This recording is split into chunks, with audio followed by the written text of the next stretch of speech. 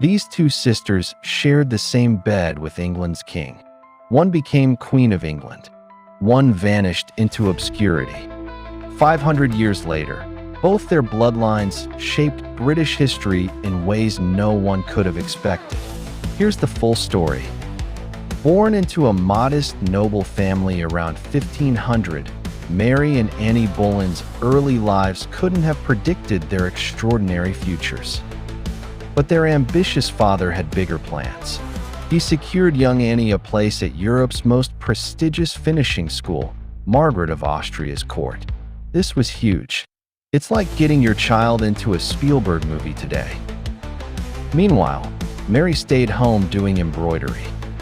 But her chance would come in 1514, when both sisters were chosen as ladies-in-waiting at the French court. Here's where their paths dramatically split.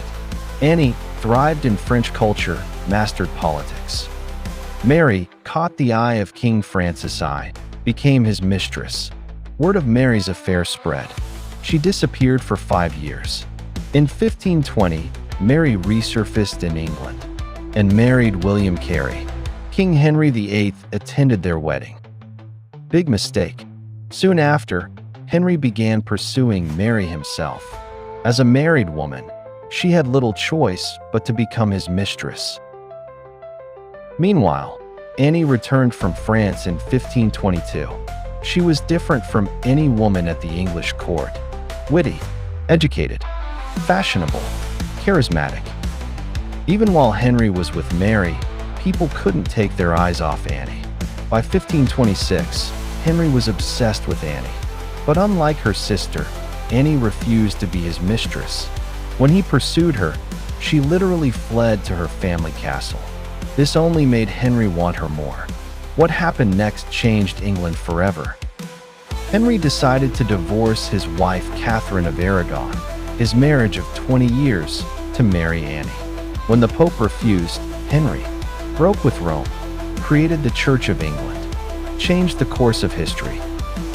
During this time, tragedy struck Mary.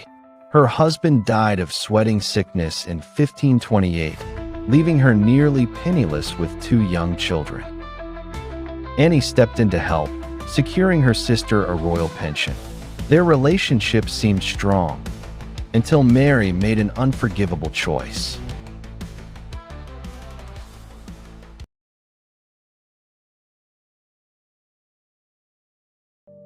In 1533, after 7 years of waiting, Anne finally became queen. But her triumph was short-lived. She gave birth to a daughter, future Queen Elizabeth I, instead of the son Henry desperately wanted.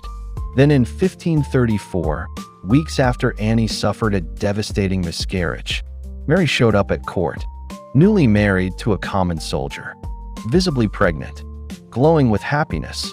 She had married for love without permission. Anne was furious. The consequences were severe. Mary was banished from court, cut off financially, never saw her sister again. But in retrospect, this disgrace might have saved her life. Because in 1536, everything fell apart. Anne suffered another miscarriage. Henry fell for Jane Seymour. And Thomas Cromwell, Anne's former ally, turned against her. The charges were shocking. Adultery with 5 men, incest with her brother, treason, all fabricated. But in Tudor England, accusations equal guilt. On May 19, 1536, Anne Boleyn was executed. Her last words, "I hear the executioner is very good, and I have a very small neck." Just 11 days later, Henry married Jane Seymour. But here's where history takes an incredible turn. While Anne died tragically, both sisters' legacies lived on through their children. Anne's daughter Elizabeth became one of England's greatest monarchs.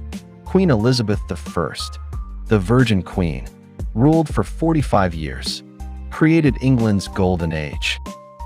And Mary? Her children became influential courtiers. Even more remarkably, her bloodline continued through the centuries all the way to the current British royal family. King Charles III is a direct descendant of Mary Boleyn. Two sisters. Different choices. Both their bloodlines are on the throne. History has a sense of irony. After all,